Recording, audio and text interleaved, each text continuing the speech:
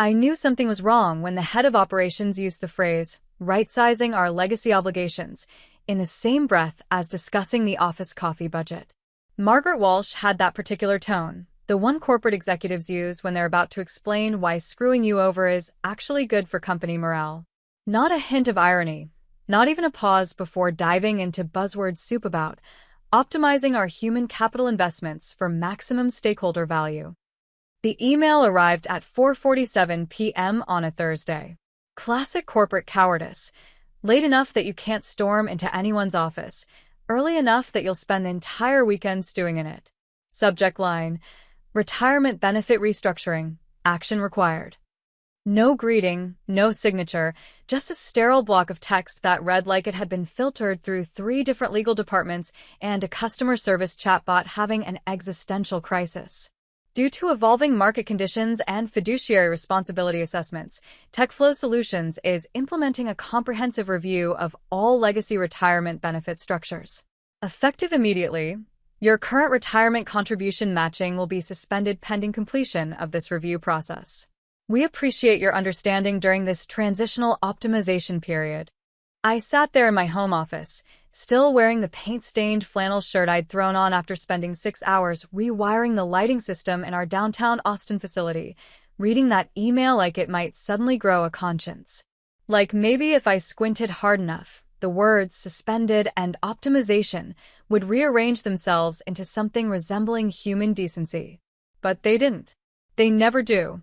And that was the moment, sitting in that cluttered room surrounded by 23 years' worth of electrical schematics, vendor contracts, and crisis management binders, that I realized they'd already written my obituary, signed their little corporate death certificate, tossed some budget-cut flowers on my grave, and moved on to impressing their private equity overlords with their commitment to lean operational excellence.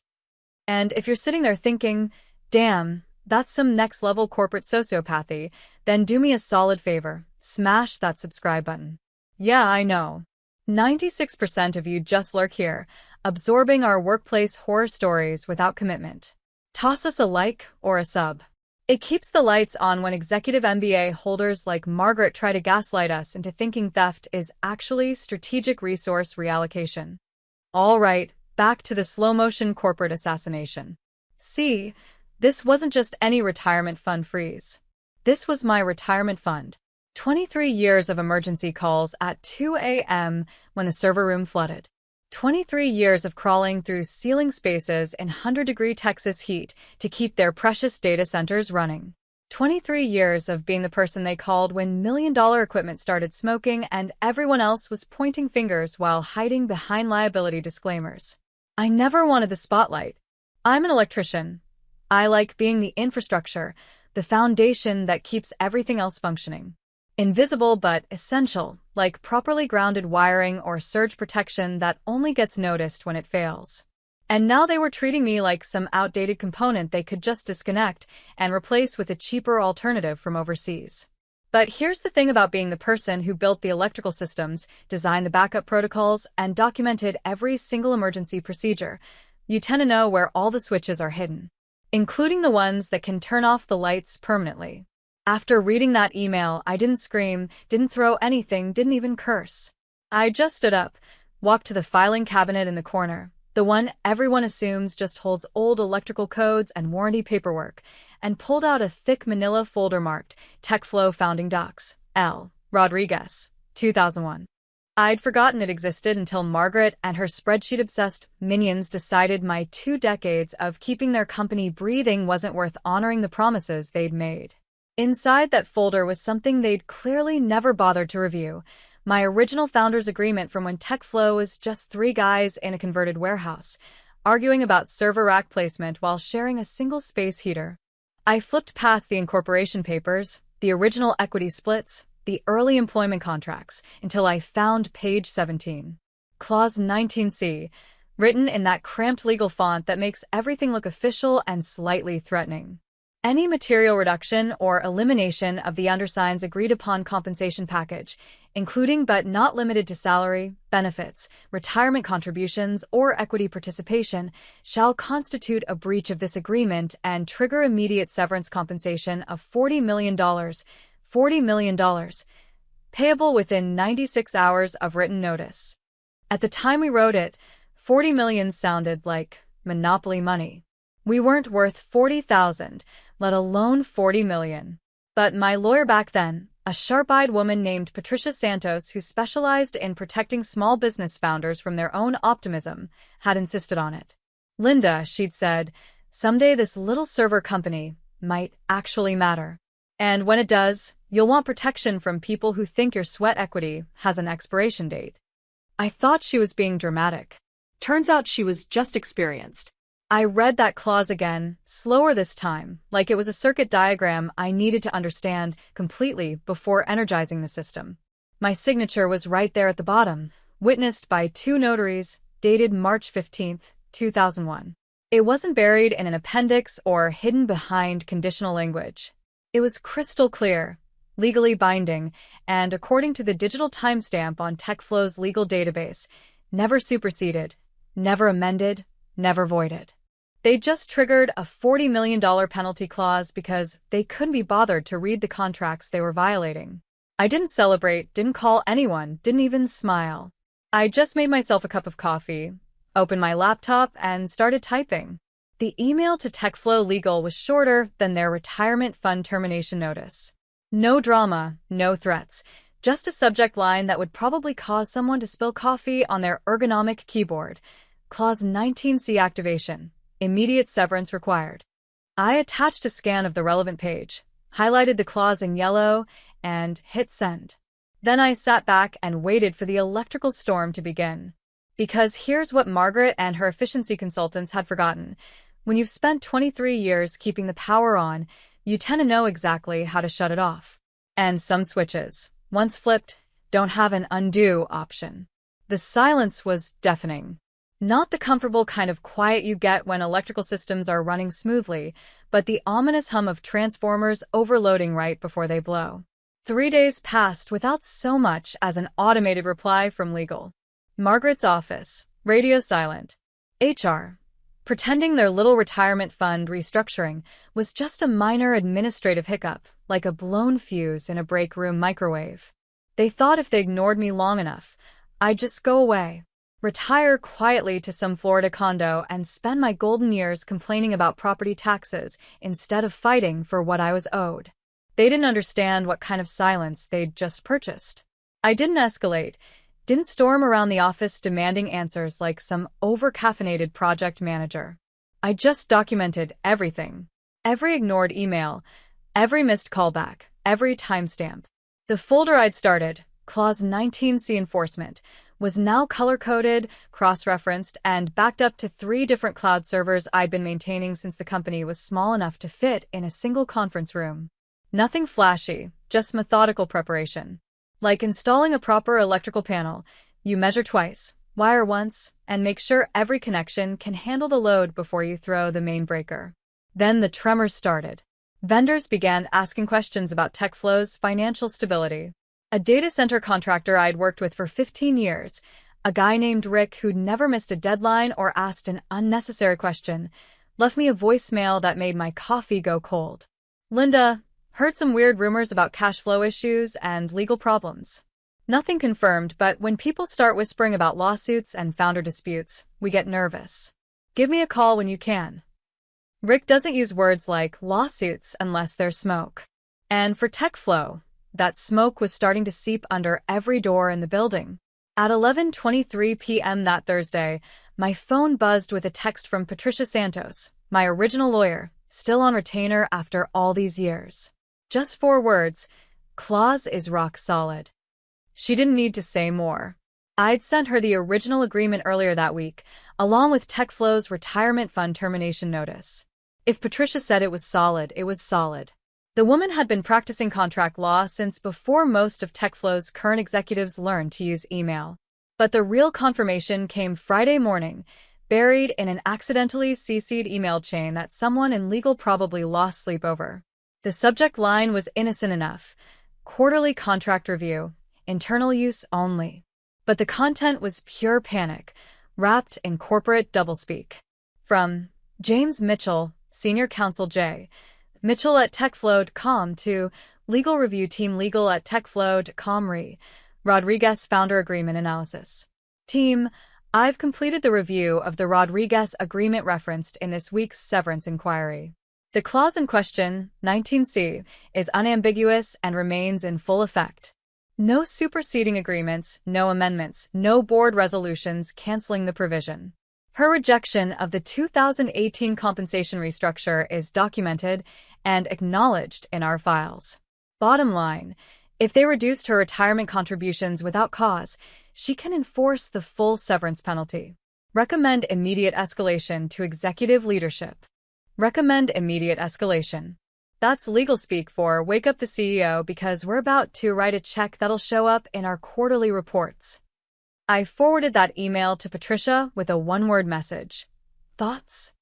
Her reply came back in minutes. They're scared. Good. Let them sweat while we prepare the enforcement documentation. Meanwhile, I went about my normal routine. Fixed a flickering light in the parking garage, updated the maintenance schedule for the backup generators, approved 3 vendor invoices that had been sitting in someone's inbox for 2 weeks. Just another day keeping TechFlow's infrastructure humming along smoothly. But if you listen carefully, and I mean really listened, you could hear the change in the building's electrical signature. Not the literal electricity, but the energy. Hushed conversations in hallways. Canceled meetings with no explanations. The particular frequency that large organizations emit when lawyers start using words like immediately and escalation. I wasn't angry anymore. I'd moved past anger into something colder and more focused. They thought they were playing defense, trying to minimize damage and contain the situation. They didn't realize I'd stopped playing their game entirely. I was just following the circuit diagram they'd drawn when they decided my 23 years of dedication could be terminated with a form email. Every electrical system has a main breaker, and they'd just given me permission to flip it. The call was supposed to be routine, one of those quarterly investor briefings where executives reassure money people that everything's running smoothly while tap dancing around spreadsheets full of creative accounting. I joined the conference line as I always did, muted and unnamed, just another participant ID in a sea of analysts and fund managers. Margaret Walsh opened with her trademark blend of corporate optimism and strategic vagueness. We're pleased to report strong operational efficiency gains across all departments, including successful implementation of our benefits optimization initiative. Benefits optimization. That was rich, considering they just eliminated my retirement matching without so much as a phone call. But then came the interesting part.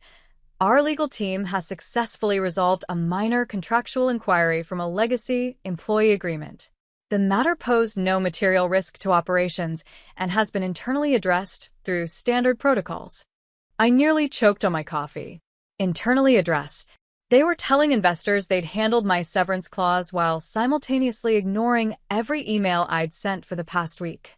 Either they were lying to their investors, or they were delusional enough to think I'd just disappear if they pretended hard enough. 20 minutes later, my phone rang.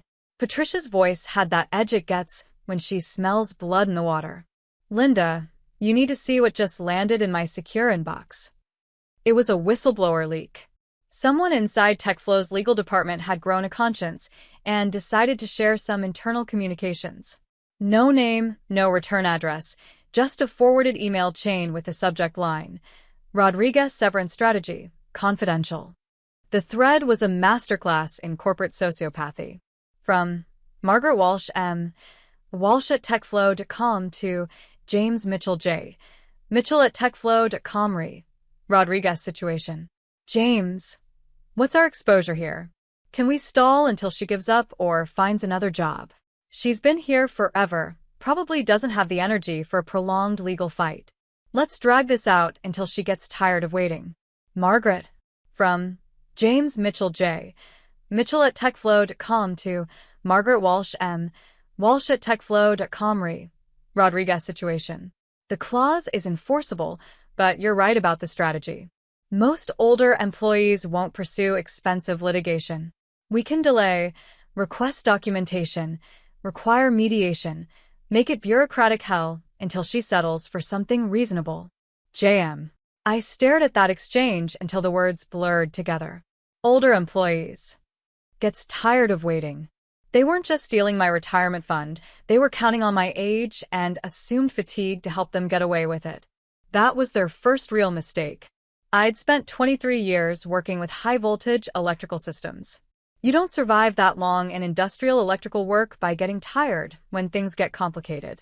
You survive by staying focused, following procedures, and never, ever underestimating the consequences of cutting the wrong wire. I forwarded the email chain to Patricia with a simple message: time to energize the system. Her response was immediate. Filing enforcement action Monday morning. They just handed us everything we need. I didn't feel vindicated yet, but I felt something shifting, like the moment when you throw a breaker and hear the satisfying click of contacts engaging. The circuit was complete. Current was flowing. And somewhere in a conference room full of ergonomic chairs and financial projections, people were about to discover exactly how expensive it gets when you short-circuit a founder's agreement. They'd wanted to treat me like an outdated component they could simply disconnect. Fine. But every electrician learns the same lesson on their first day. Disconnect the wrong thing, and you might just shut down the entire system. By Monday morning, the corporate electrical storm had reached Category 5 intensity. I knew things had gone critical when Margaret Walsh's assistant started declining meeting requests due to urgent legal consultations. In corporate speak, that's equivalent to watching someone frantically flip breakers while smoke pours out of the electrical panel. Patricia had filed the enforcement action at 8 a.m. sharp, 96 pages of legal documentation that spelled out exactly why TechFlow owed me $40 million, complete with notarized contracts, email evidence, and a timeline of their violations that read like a how-to guide for breaching founder agreements. The response was immediate and predictable. Total communication blackout from executive leadership, followed by the arrival of Morrison, Keller and Associates, a white-shoe law firm from Dallas that specializes in complex commercial litigation and crisis management. Translation: the kind of lawyers who charge $1,200 an hour to explain why you're screwed and how much it's going to cost to get unscrewed. By Tuesday, the ripple effects were spreading through TechFlow like a power surge through inadequately protected circuits. Vendors started asking for payment terms changes. 3 major clients rescheduled their infrastructure upgrades pending clarification of service provider stability. The company's credit line, a comfortable $50 million cushion they'd been using for equipment purchases and facility expansions, was quietly frozen by their bank under a clause I helped write into their lending agreement 15 years ago. Any litigation involving founder disputes exceeding $10 million in claimed damages shall trigger immediate credit review. They'd forgotten I'd wired that particular safeguard into their financial infrastructure back when we were still small enough that every contract needed my signature. Now it was choking off their cash flow like a tripped circuit breaker. Wednesday brought the vultures. TechCrunch ran a story. TechFlow faces $40 million founder lawsuit over retirement fund cuts. Then Austin Business Journal picked it up. Local data center company hit with massive severance claim. By Thursday, 3 different industry publications were calling it the retirement revenge that rocked Austin tech. Everyone wanted interviews. Business reporters, podcast hosts, even a documentary filmmaker who specialized in corporate David and Goliath stories. I turned them all down. My only public statement, issued through Patricia's office, was 13 words. I built their infrastructure for 23 years. Now I'm collecting what they owe me. That was it. No dramatic speeches, no bitter complaints about corporate ingratitude. Just the facts, delivered with the same straightforward professionalism I'd used to diagnose electrical problems for 2 decades. But the silence spoke volumes. While I was calmly going about my routine, fixing a faulty emergency lighting system, updating the generator maintenance logs, training a new technician on proper grounding procedures, TechFlow's executive team was hemorrhaging credibility and cash at a rate that would have impressed a short-circuited transformer. Margaret Walsh tried one desperate Hail Mary, a company-wide email about malicious litigation from a disgruntled former contractor attempting to damage our reputation and financial stability. She claimed my severance clause was legally questionable and morally unjustified. The response was swift and devastating. Half the engineering staff, People who'd worked with me for years and knew exactly how much of TechFlow's success was built on my expertise, started updating their LinkedIn profiles. 3 department heads requested meetings with HR about clarifying their own contractual protections. And most damaging of all, 2 major clients pulled their contracts entirely, citing concerns about management instability and potential service disruptions. Patricia forwarded me the company's stock price chart that afternoon. Down 31% in 5 trading days, with no signs of recovery. They're bleeding money faster than they can count it, she noted. And we haven't even gotten to court yet. I didn't celebrate, didn't gloat. Just made myself a sandwich, reviewed the weekend generator testing schedule, and thought about the fundamental difference between destruction and consequence. I wasn't destroying TechFlow. I was simply allowing them to experience the natural results of their own decisions. Like watching an overloaded circuit finally blow after years of carrying more current than it was designed to handle. They'd built their expansion on the assumption that my expertise and dedication were free resources they could exploit indefinitely. Now, they were discovering the actual cost of that assumption. And the meter was still running. The first crack in their legal strategy appeared Friday afternoon, delivered via a panicked email from James Mitchell to Margaret Walsh that somehow found its way to Patricia's inbox. Our whistleblower was still active, apparently. Margaret, the Morrison team reviewed Rodriguez's documentation. Her contract is airtight. No loopholes, no statute of limitations issues, no procedural defenses. They're recommending immediate settlement negotiations before this gets worse. The longer we fight, the more interest accrues, and the more expensive this becomes. Settlement negotiations. That was lawyer speak for surrender before she takes everything we own. But Margaret, bless her MBA-addled heart, was still playing corporate hardball. No settlements. She's bluffing. Make them prove every penny in court. That was their second critical mistake. Because court was exactly where Patricia wanted this case to go. Public record, media attention, discovery processes that would expose every email, every meeting, every cynical calculation they'd made about my older employee, status, and presumed lack of fight. More importantly, court meant depositions. Under oath. On the record. With a stenographer capturing every word as Margaret and her team tried to explain why eliminating my retirement fund wasn't really eliminating my retirement fund, and why a legally binding contract wasn't really legally binding. Patricia was practically purring when she called me that evening. They want to fight this in court, Linda. Do you know what that means? I did. It meant discovery. It meant subpoenas for every internal email, every financial record, every strategic planning document that mentioned cost-cutting, employee reduction, or legacy obligation optimization. It meant turning TechFlow's corporate communications inside out and displaying their contempt for founding employees in high-definition legal technicolor. How long? I asked. With their current strategy? 6 to 8 months minimum. And every day they delay, the interest compounds.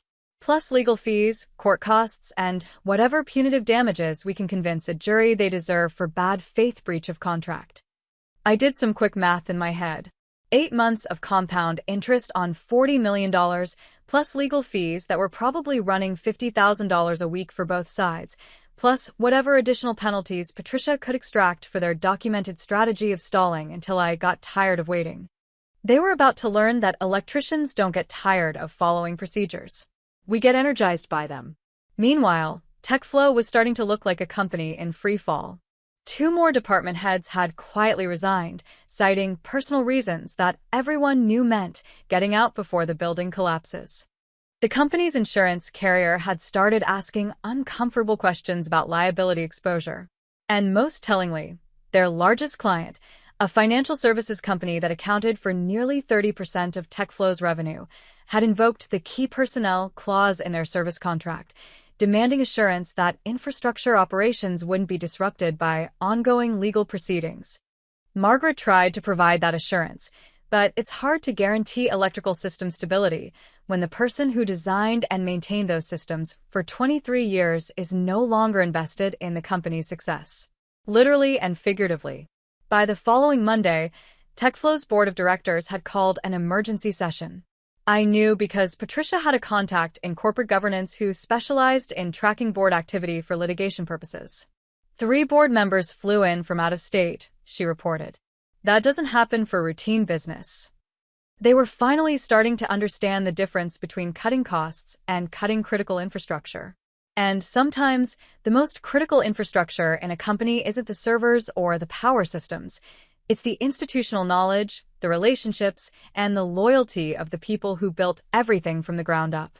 They treated my retirement fund like an unnecessary expense they could eliminate with a form email. Now they were discovering that some expenses, when eliminated carelessly, tend to multiply exponentially. The math was becoming undeniable. 40 million in severance, plus compound interest, plus legal fees, plus operational disruption, plus client defections, plus employee turnover, plus reputational damage. All because they decided my 23 years of dedication wasn't worth honoring a simple retirement fund matching agreement. I'd spent my career making sure their electrical systems could handle whatever load they put on them. Now I was curious to see how much load their corporate structure could handle before it finally overloaded and shut down completely. The surrender came on a Tuesday morning, disguised as a strategic resolution meeting. Margaret Walsh's assistant called my lawyer directly, not me, because apparently admitting defeat to the person you'd tried to cheat was too humiliating for executive leadership to handle directly. Miss Santos? Margaret Walsh would like to schedule a meeting to discuss a mutually beneficial resolution to the Rodriguez matter. Patricia forwarded me the message with a single word attached: checkmate. But I wasn't ready to accept surrender just yet. 23 years of keeping their lights on had taught me something about power systems. When a circuit trips under load, you don't just reset the breaker and hope for the best. You figure out what caused the overload, fix the underlying problem, and then restore power carefully, systematically, with proper safeguards in place. TechFlow had overloaded their corporate ethics circuit by treating founding employees like disposable components. Simply paying the severance wouldn't fix that underlying problem. It would just reset the breaker temporarily until they tried to exploit someone else. So I told Patricia to schedule the meeting, but with conditions. Full board attendance. All discussions on the record. Complete financial disclosure of company assets and liabilities.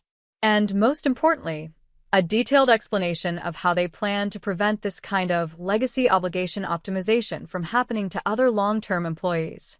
Margaret Walsh arrived at Patricia's office looking like someone who'd been troubleshooting electrical faults for 36 hours straight without sleep. Dark circles under her eyes, coffee-stained blouse, the particular strain that comes from explaining to board members why their company was hemorrhaging money because they'd forgotten to read their own contracts. She brought her entire legal team, James Mitchell, 2 associates from Morrison Keller, and a financial advisor whose job was apparently to calculate exactly how much money TechFlow was losing for every day this situation continued. The numbers were staggering. 40 million in severance plus accrued interest had grown to $43.2 million. Legal fees for both sides were approaching $800,000. 3 major clients had suspended their contracts pending resolution, representing $12 million in annual revenue. Stock price had dropped 38%, wiping out roughly $200 million in market capitalization.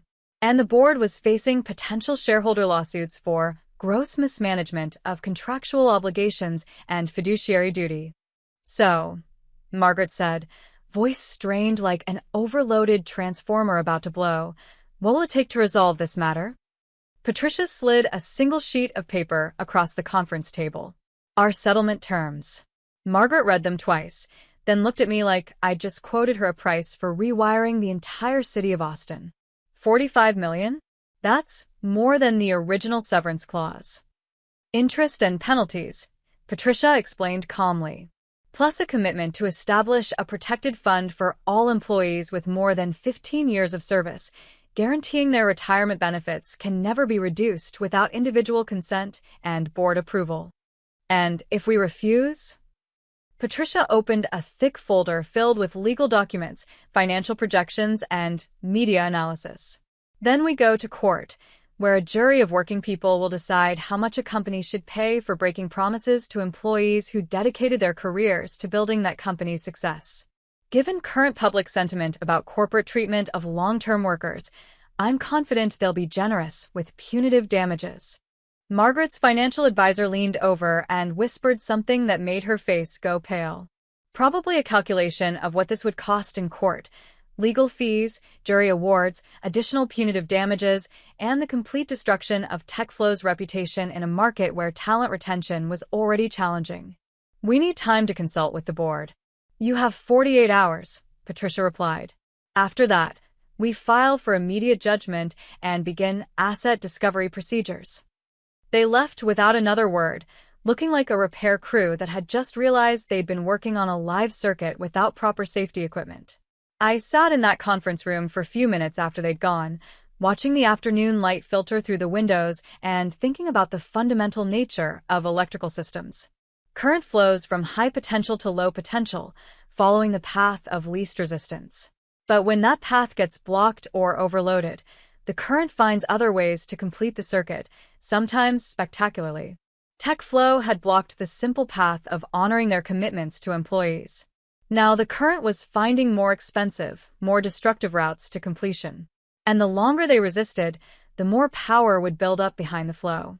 They could pay $45 million now, or they could pay significantly more later. Either way, the circuit would complete itself. That's just physics. The call came at 7:23 a.m. on Thursday. Margaret Walsh's voice sounded like it had been filtered through a blown fuse, thin, crackling, barely holding together. We accept your settlement terms. Patricia had me on speakerphone from her office, but I was in TechFlow's parking lot, sitting in my truck after completing an early morning repair on their backup generator system. Because that's the thing about being a professional. You don't let personal disputes interfere with keeping critical infrastructure operational, even when the people who own that infrastructure are trying to cheat you out of your retirement. Excellent, Patricia replied. Wire instructions will be provided within the hour. 48 hours for transfer completion, as discussed. About that, Margaret's voice got even thinner. The board is requesting a payment plan. $45 million in one lump sum would create significant cash flow challenges. I almost laughed. They'd spent 6 weeks trying to avoid paying anything, and now they wanted to negotiate payment terms like they were buying a used car. Patricia's response was crisp as a perfectly installed circuit breaker. Ms. Walsh, your company generates approximately $180 million in annual revenue. $45 million represents exactly what Ms. Rodriguez is contractually owed, plus interest your delays have earned. Payment in full, as agreed, or we proceed to court. There was a long pause, filled with the sound of corporate dreams short-circuiting in real time. We'll have the wire completed by end of business Friday. Excellent. And the Employee Protection Fund. Board approved it yesterday. $5 million initial funding, with automatic replenishment clauses as specified in your settlement terms. After Margaret hung up, Patricia and I sat in comfortable silence for a moment. Through my truck windshield, I could see TechFlow employees arriving for another day of keeping the servers running, the data flowing, the critical infrastructure humming along smoothly. Most of them had no idea how close their company had come to complete financial meltdown because executives had decided that honoring commitments to founding employees was an optional expense. So, Patricia finally said, "How does it feel to be $45 million richer?" I thought about that question while watching a young technician struggle with a cart full of replacement power supplies. Kid looked maybe 25, probably fresh out of technical college, eager to learn proper electrical procedures and build a career maintaining critical systems. Exactly like I'd been 23 years ago when TechFlow was just 3 guys with big dreams and bigger electrical bills. It feels like completing a circuit, I said. They tried to cut corners, created a dangerous situation, and now they're paying the price for proper repairs. The wire hit my account at 4:47 p.m. on Friday. $45 million transferred from TechFlow's operating account to mine with the efficiency of properly functioning electrical equipment. No fanfare, no ceremony, just the quiet satisfaction of watching current flow exactly where it was supposed to go. Margaret Walsh sent one final email, probably drafted by their legal team and reviewed by their PR consultants. TechFlow Solutions is pleased to announce the successful resolution of all outstanding founder agreement obligations. We remain committed to honoring our partnerships with valued employees and continuing our mission of providing world-class infrastructure solutions. Successful resolution. That was corporate speak for, we got caught trying to steal from someone who knew how to fight back. I didn't reply to her email. Instead, I drove home, sat on my back porch with a beer and my laptop, and wrote a single LinkedIn post. After 23 years of maintaining TechFlow's electrical infrastructure, I've accepted a severance package and will be transitioning to consulting work. To my former colleagues, read your contracts carefully and never let anyone convince you that loyalty is a one-way street. To other companies, infrastructure is only as reliable as the people who build and maintain it. Treat them accordingly. That post got 847 likes, 156 comments, and 12 job offers within 24 hours. Apparently, there's strong demand for electricians who understand both high-voltage systems and contract law. 6 months later, TechFlow was acquired by a larger competitor in what business journals called a distressed asset purchase at significantly below market value. Margaret Walsh transitioned to new opportunities in strategic consulting. The Employee Protection Fund I'd insisted on as part of the settlement was maintained by the new owners, ensuring that no other long-term employees would have their retirement benefits eliminated by email. And me? I started Rodriguez Electrical Consulting, specializing in critical infrastructure design and corporate electrical system audits. My first client was a tech startup whose founders wanted to make sure their electrical systems and their employment contracts were properly designed to handle whatever load the future might bring. Because that's the thing about electrical work. It's not just about keeping the lights on today. It's about building systems that can handle tomorrow's demands without overloading, short-circuiting, or exploding when someone tries to cut corners. TechFlow had learned that lesson the expensive way. $45 million expensive. As I tell my consulting clients now, every electrical system needs proper circuit protection. And sometimes, the most important circuit breaker in your company isn't in the electrical panel, it's in the employment contracts you sign with the people who keep everything running. They thought they could disconnect me like a worn-out component. Instead, they discovered I was load-bearing infrastructure. And removing load-bearing infrastructure without proper replacement tends to bring down the entire building. But hey, that's just basic electrical engineering. Some people have to learn it the hard way. Thanks for sticking around through this high-voltage revenge story, you brilliant troubleshooters. Hit that subscribe button, or this old electrician might have to wire up another corporate comeuppance to keep the lights on.